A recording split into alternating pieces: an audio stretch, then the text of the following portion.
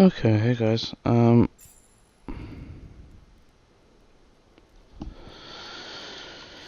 Today we are looking at the code behind my game Shadow of Innsmouth. So you guys know which one I'm on about.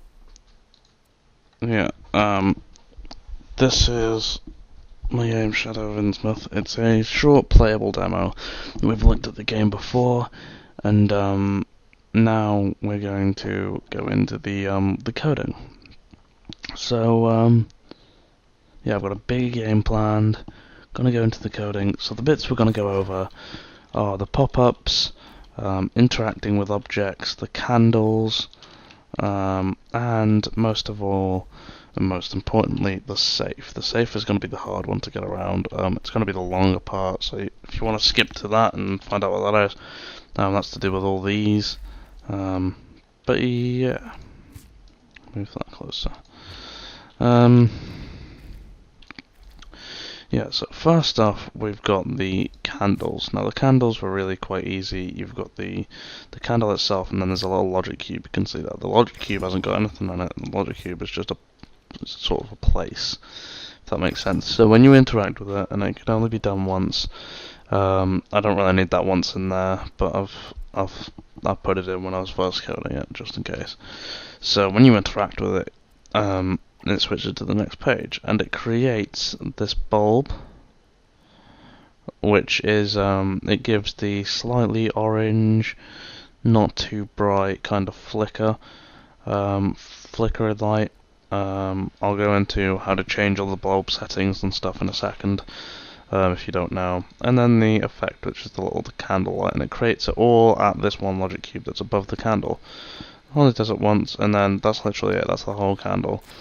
So you interact with it, and it lights up. So you'll see when I interact with one of these, you can see there's nothing there. You can't see the logic cube or anything. Click on it. There's the fire. There's the light. Creates those. Obviously, both the fire and the light are templates, so it can be done with every single one. All I did with the rest of the candles is just copied and paste them, and it all worked.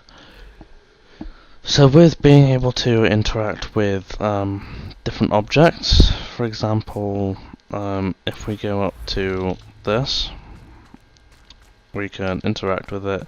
I'll say the writing is in English, I don't understand it.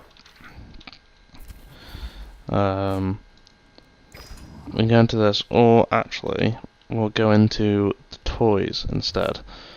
So we've got the toys, so we got the pace equals 0, so they're not moving at all.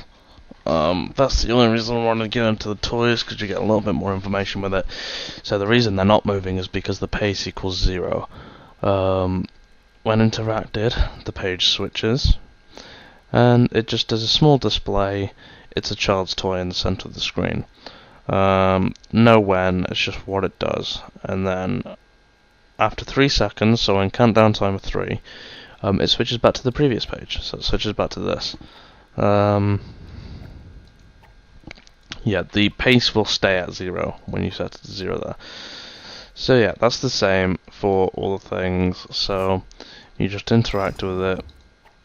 It displays the text in the center of the screen, and then it goes away after 3 seconds. It's the same for everything. The door, actually we'll get to that later.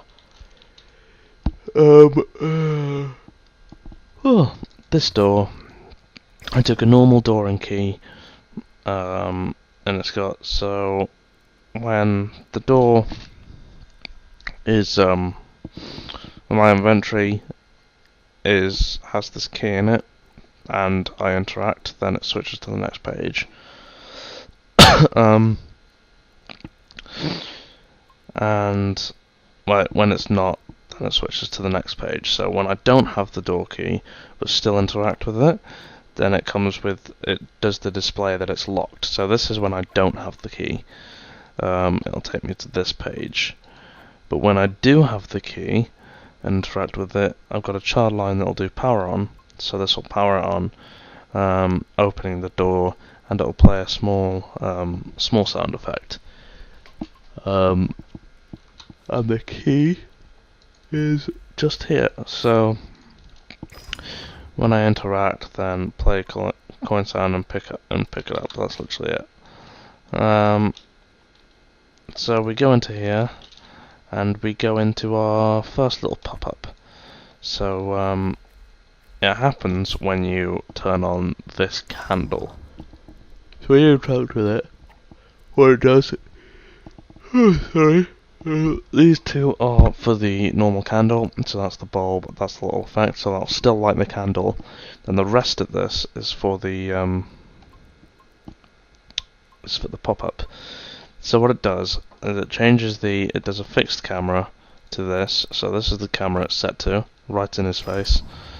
And it creates a bulb there, a little flashing bulb. I'll go over that after I've explained this. So it creates a bulb at him as well, so you can see there it creates it at the statue. It plays a little scream, and then after 2 seconds it switches page to this, and this is just nothing. So there's no pop-up going on, and so the pop-up lasts for 2 seconds.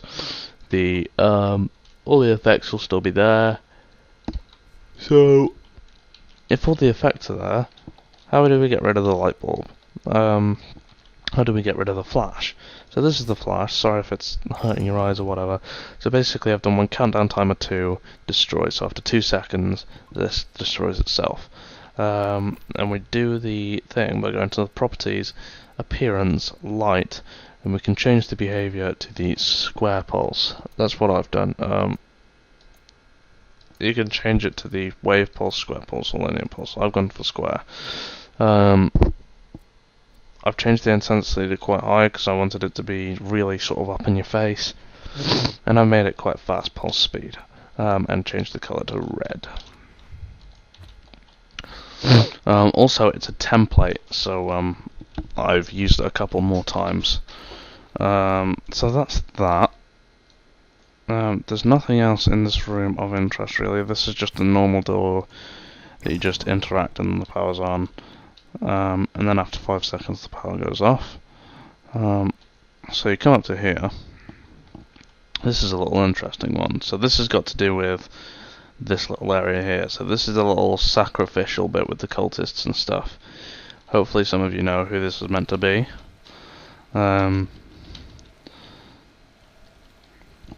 So for the cultists, all I used is the wizard statues. You didn't need to see their face, they just need to be dark, hooded figures. And I think they work quite well. And then you've got the guy that they're sacrificing there.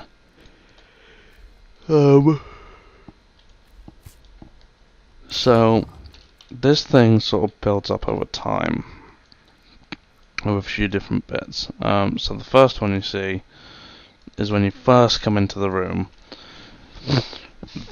When this detects the player, I could have put player that, but sometimes when you put player and you put cutscene at the beginning or something, it fucks up and you have to make it the specific character. So in case I was going to put a cutscene at the beginning, I chose to do the pick the character.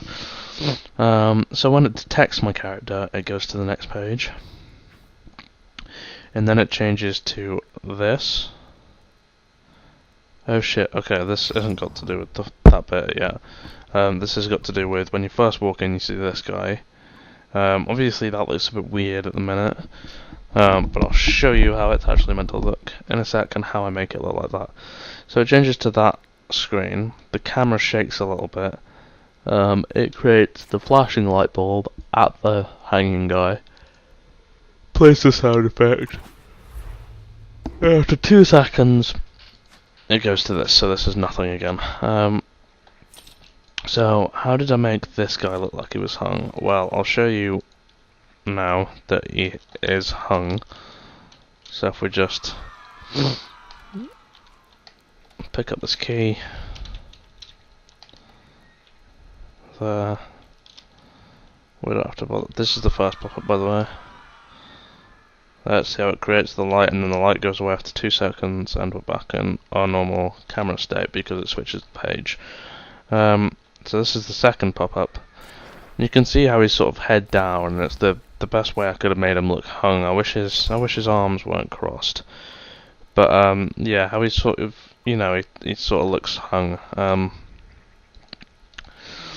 So how I did that is I made him do the sad emote, and after 1 second his pace equals 0, so he gets into the position that I want him to get into, which is when they're sad, they cross their arms and put their head down and shake their head a bit. So I've made it so he puts his head down and crosses his arms, and then after the countdown timer, his pace equals 0. So once his arms are once his head's down and everything, he just stops. And then when you interact with him, his pace is still 0, and it does a display thing. So, and after 3 seconds, it goes back to normal. So, like when you interact with a normal object. So that's how I make him stop, and that's how I do the little pop-up when you walk into the door. So nothing else here is really of interest that I haven't shown you apart from this. This is the next pop-up. This has got to do with that bit.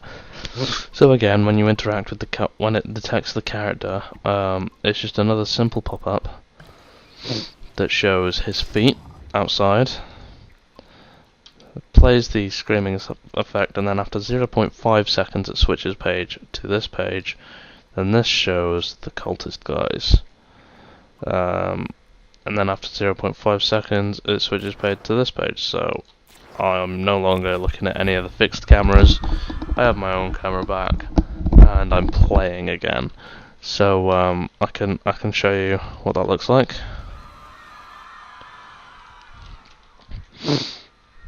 Shit. See how he sort of went into the arm crossing thing before he, before he stopped there. So that's showing those two. And then I go back to here. I've also got this. This is an old sort of cultist thing. I'll explain all that when I get into the actual making of the proper game. This was meant to be some sort of ancient language thing, but it doesn't look amazing. But it's there nonetheless. And then we've got this. The bashing of this door before it opens. Again, quite an easy one to do. So when you interact with it, switches to this page, and this page does a countdown timer of 0.5, and it loops it of the sound effect of the bashing of the door, which is, I'm not sure what sound effect that is. What is it? Impact barrel, wooden, nothing, something like that, I don't know. But the countdown timer goes 0.5, and it loops it, so every 0.5 seconds, every half a second, it'll play that effect. And also, after 20 seconds, which is this line, it switches to the next page. So this page just does power on. So the sound stops after 20 seconds and the door opens. And once the door's opened, you'll see this, which is another one that's like this. I'll show you a bit more of the little cultist scene. But this one will show you the big bits. So when detect the character, once again, it's basically just the same thing as the other one, but it shows different cameras, basically. That's all it is. There we go. Back to here again, and then this one changes the girl in front that you can see at the front of this one here, this woman here. Her page switches to at scare once. So if we look at this, so this is her first page, visible equals false. So when you first go into the door, you can't see her.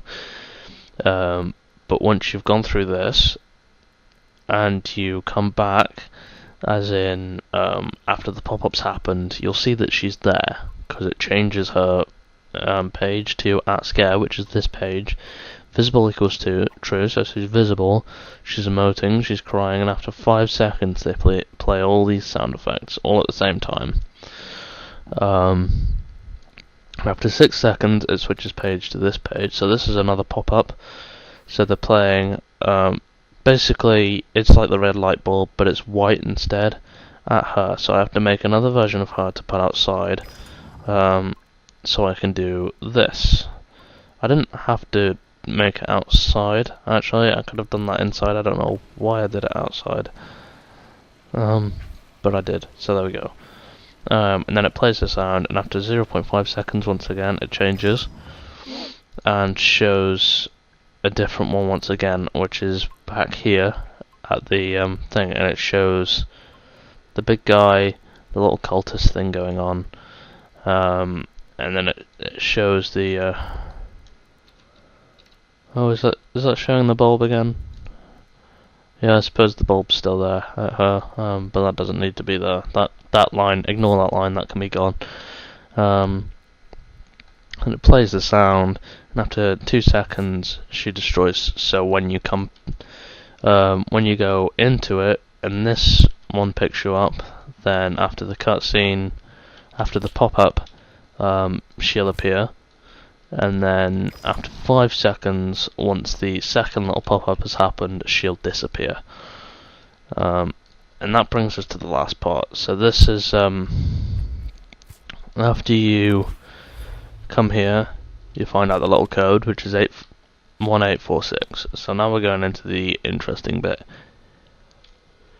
This is the safe. So I'll show you the safe. So the safe is, you come up to it and interact with it, and you've got this little interface where you can change all the numbers. You can go side to side instead of having to go da da da da da. You can actually go one side and then go to that one, and then it will display the E for controller. It will display X in the corner instead of E. And it goes all the way up to 9, and then back to 0. And once you get there, so once I've got the code right, so I'll get the code right.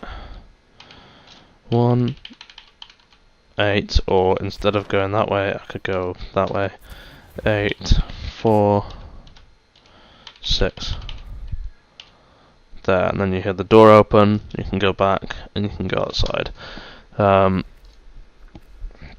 So, how did I do the safe? The safe itself, this little thing in the middle is a bulb turned backwards and it's visible, and then obviously the coin and the pushable block for how it looks. But the rest of it, this has got to do with the ending, so I'm not going to go into that yet.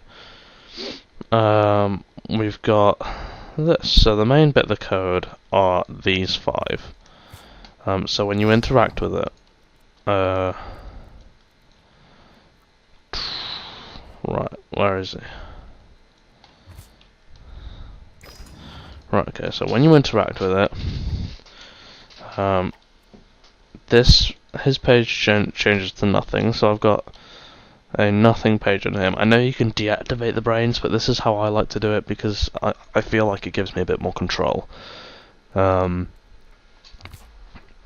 don't know, it's just how I like to set it out, and I feel like I've got more control and I know what I'm doing a bit more when I do it like this. So I've got the at nothing page where it's doing nothing. So he's no longer, I suppose he's not a character or anything like that, so you haven't got the camera, you can't move him about. And it changes this logic cube, the back logic cube, to at nothing. That was just the name of a page. So this is doing nothing anyway. So this is the start. Then at nothing, this will change all of these to at nothing, and I'll go into what these are in a minute. And then after a second, this will switch to at 1. So this goes to at 1. So you'll see that all of these have got a start. This doesn't need to be there, actually, that was for something else. So if you... Yeah, there's a value in each one of them. You don't have to acknowledge that one, just acknowledge the actual value. This value, you don't have to worry about, just the actual value. So, where to start? So this is when you're not, this is when you're not using the number, as in you're not changing the number. When you're not changing the number, then it displays at, this is the area that it displays at. So basically we've got, okay, this is kind of hard to explain. I'm sorry if I'm not being very good at it, but hopefully by going through the code and stuff you'll be able to sort of pick up what's going on. So this will switch all these pages to nothing. So this sets up where they all are on the screen, and all this sort of stuff. So each nothing page on here sets up where they are on the screen, what number they should be displaying, and so on.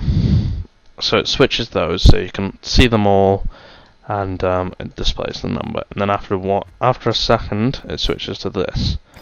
So it switches this cube to select. So, yeah, okay, I know how to explain it now. When this cube's at select, this is the first digit. So again, we don't need that. When we're at select, so you see the box with the number in it.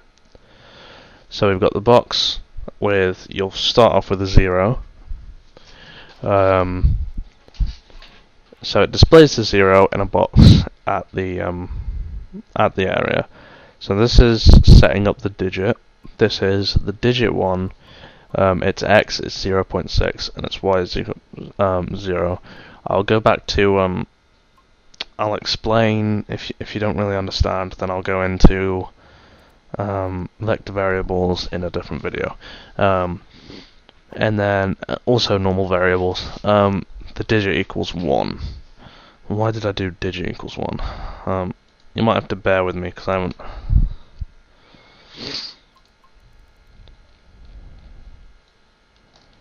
This value. You have to bear with me because I haven't played around with this in a while. We'll just ignore that for a minute, and then if I remember, then I'll come back to it. So it displays the arrows, down arrow and up arrow. This is explaining where the vectors of the arrows are. So we've got all that. And then this is saying that when W is pressed or the left stick is pushed up, and then it changes, then it switches page, and then the other pages are simply the other numbers. You'll see that the values are what number they are. So when you change to a different section, so if you go through one of the different digits, I think that's what this was for, so you got the 4 digits. When you go to a different digit, you've got this, so the value of whatever you left it on will stay as that number. So say you change to 2. This changes the number to 2, and if you go through a different digit, then it will pick up what value you were on and display whatever number you were previously on, if that makes sense. I'm hoping this is all making sense. So this switches to 9. So this goes from 0 to 9, instead of just stopping. So I'm hoping all this is making sense. You don't need to worry about that one. And then all of these are practically the same. So that's all changing the numbers and stuff. And then the value here is what we've got to use to actually sort out the code, but I'll get to that in a second. Hopefully it all makes sense of how they're displaying the numbers, and how I'm switching the pages and stuff. Hopefully that's all making sense to you guys. That's the same for each one, so the rest of the code is really in this one. So when we interact, we get to this, and then so what happens is if D is pressed, the left stick is right, So when we change, basically, when we change digits, then this first one goes back to nothing. So this will pick up what digit you've got and display the digit like we just went over back at the other logic cube. But it basically puts this back so we're not controlling the first digit anymore. And then it changes to the next. Page. So instead, this is just changing between logic cubes. So changing between digits. It's literally all this is doing. We've got the fixed camera, which is just showing you this. So this one is just to more of it's all about controlling the interface and controlling what digit you're on, and so on. So you've got, you can tell that this is all controlling these logic cubes, and switching them to the select, which is where you're controlling the numbers. And then when you change them, then I'll switch them to nothing, so you're not controlling them. And then afterwards, it'll switch you to whatever side you picked, and keep changing your numbers. I'm hoping this is making sense. I really am. Hopefully you can go through the code, because I'm going through each page, and you can go through it and really sort of try to understand it yourself. So this is just displaying back at the top, and if the keyboard's being used, then it displays an E. If the controller's being used, it's displaying an X. And if E or X is pressed, then it switches page to shutdown. And shutdown is switching everything to start, so none of them display anymore. Switching him back to controls, and switching the glued object, so this back to start. So everything is in its previous position. So hopefully all that makes sense. That's controlling the interface, controlling the values, controlling the numbers. So all you're seeing here, all I just showed you, is not how the actual combination works, but how you control the interface. So all this is what I just taught you. So this is me switching between the different logic cubes. So all 4 logic cubes that you see, this is me switching between each one. And if I go to this one, then this one is on the select page. Then I go to this one. The first one we went on is now changed to nothing. That's why it hasn't got the arrows. That's why we can't control it, but we can control this one because this one's on select. This value is now 2, and we've got it. So in the nothing page, it displays whatever value we were on. So we go back here, and this is still 2, but we go back on it. This is just to remind us what number we were on, and it goes back to 0. Hopefully that all makes sense. But that isn't how we do the actual combination. That's how we just input it, if that makes sense. So the rest of it's really quite easy. After you've got the interface and stuff down. So the rest of it's in this one. So you know how we have the values in each block for each number. All we do is we've got to do it so when its value equals whatever value you want, and the other digits, and do the same for the other digits. So when this logic cube value equals 4, when this logic cube value equals 8, when this logic cube value equals 1, then this door switches to open. I'm really hoping that makes sense. And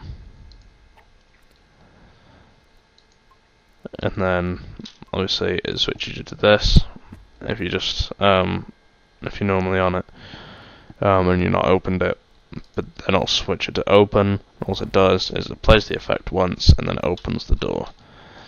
I'm really hoping that makes sense. If not, I'll try go into it in a bit more detail maybe try to create another so you guys know really what's going on in another video. If you guys want that, then let me know.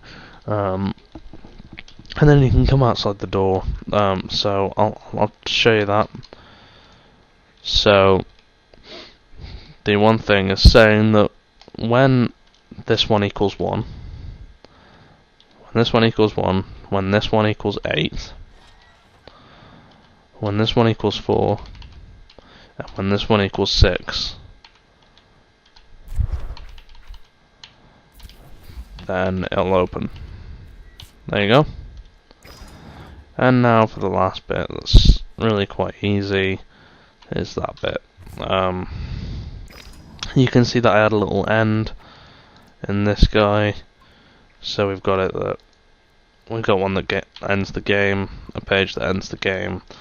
So this is just when you detect it, then it fades the screen, displays all the different text of the different colors at different sizes in the different areas. That's all it is, and then it switches the page to the end. If there's anything you want to know more about, let me know, because I'm more than happy than making little videos for... I mean, anything you guys want to know, I'll make a little video for, if really needs be. I'm going through full games and showing you how I code the most sort of difficult parts and stuff. So if you guys want any more details, or want a bit more of a thorough little look at different codes, then let me know, and we will create them again from scratch instead of just going through them and me explaining them. So yeah guys, I hope that was helpful. Thanks for watching, and I'll see you soon. Bye!